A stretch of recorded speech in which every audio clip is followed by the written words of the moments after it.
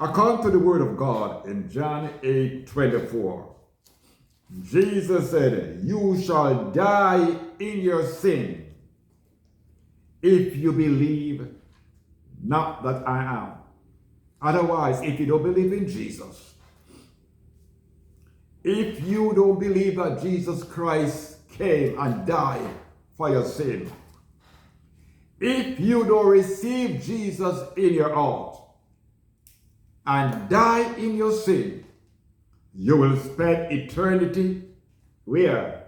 In hell. In hell. Do you have the speaker on outside? Hebrews 9:27. The Bible said it's appointed unto man once to die, but after this, the judgment. Man die once, and after that, the judgment of God. Why? Because if you die, you cannot repent in the grave.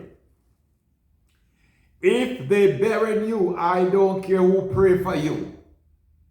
Your soul, your spirit cannot revive unless somebody raise you again from the dead. But if you die and somebody came to pray for you that your soul can enter into heaven, that's a no, no, no. The Bible says appointed unto man once to die, and after death comes the judgment. Now Isaiah 38 verse 1. There was a man there, Ezekiel, sick unto death. Look at this man, sick unto death. And the Lord said unto him, set your house in order, you shall die and not live. The man sick, and the sickness was unto death. It's a crisis. And the prophet came and said, set your house in order. God said to set your house in order. You shall not live, you shall die. Every soul on earth has appointment with death. Every soul, you have appointment with death, and you have appointment with the undertaker. Hallelujah. Amen. Death is coming, and the undertaker is coming to bury you. But Jesus Christ said in Revelation 3:20, I stand at the door and knock. If any man hear my voice and open the door, I will come in unto him. If any man hear the voice of God and repent, turn away from sin. Jesus Christ wants to save our soul, your soul. But first you have to invite him into your heart, open your heart and repent before it's too late. Because if you die in your sin, you cannot repent. No, sir. Am I talking to you? If you, because a lot of folks, people witness to them. They go to church. They hear the gospel, but never receive Jesus. Because some people believe that they're better than Jesus.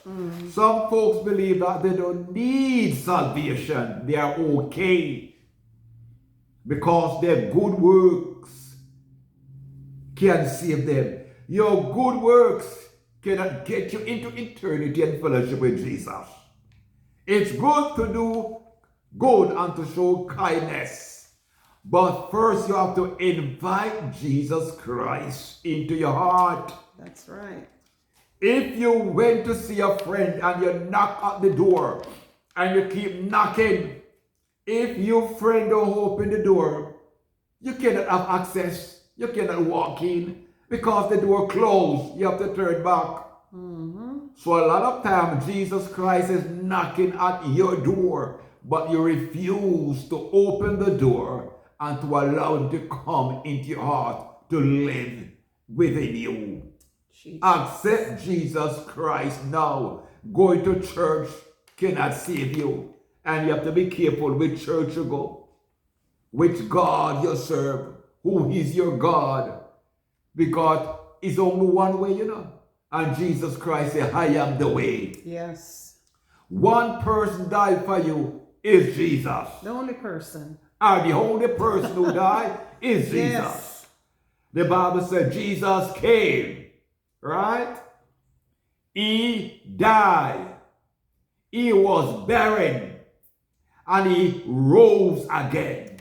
Hallelujah. He was seen by his disciple. He was seen once about 500 people. He was seen by the great apostle Paul. So he came. Jesus came. Yes. Jesus Christ died. They crucified him. They buried him. And he rose again.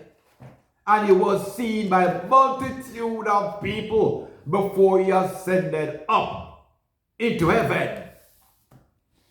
Which God came and died for you. Which God came and died for you, give his life for you. A lot of folks, they are serving idols. Yes. Idols they are serving, not the true and living God. The dead gods.